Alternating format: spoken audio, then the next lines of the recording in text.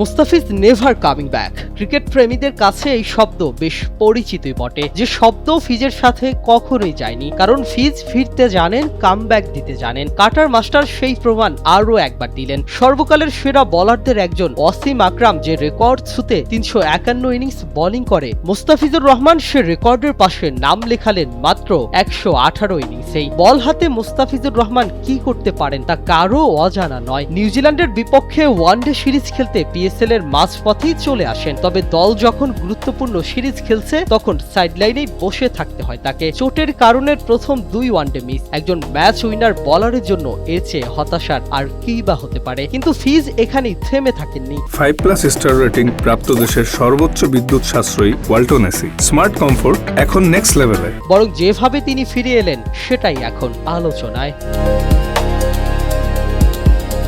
নিউজিল্যান্ডের বিপক্ষে সিরিজ তখন 1-1 সমতায়। শেষ ম্যাচ মানে ডু আর ডাই। একাদশের সুযোগ পেয়েই যেন আগুন ঝরান বল হাতে। আগের 2 ম্যাচে খেলতে না পারার জেদটাও হয়তো মেটালেন। কাটার স্লোয়ার আর নিখুঁত লাইন লেন্থে বারবার বিভ্রান্ত করেছেন কিউই ব্যাটারদেরকে। 9 ওভারে মাত্র 43 রান খরচ করে তুলে নেন 5টি উইকেট। এই স্পেলটাই মূলত ম্যাচের গতিপথ বদলে দেয় এবং বাংলাদেশকে এনে দেয় 55 রানের জয়।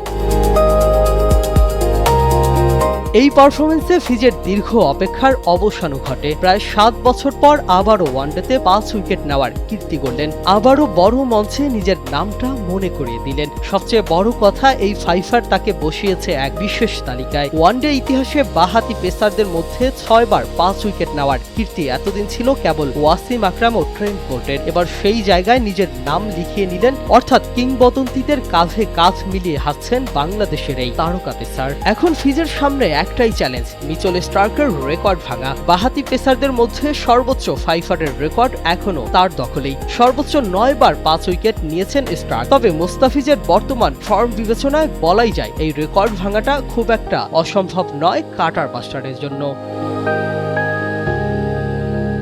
বাংলাদেশের হয়ে ওয়ানডেতে সবচেয়ে বেশি 5 উইকেট নেওয়ার রেকর্ড অনেক আগে থেকেই মুস্তাফিজের। সেটি আরও সমৃদ্ধ হলো এবার। এখন দেখার অপেক্ষা কাটার মাস্টারের ফাইফারের এই যাত্রা কোথায় গিয়ে থামে। আসিফুল হাসান, NPB।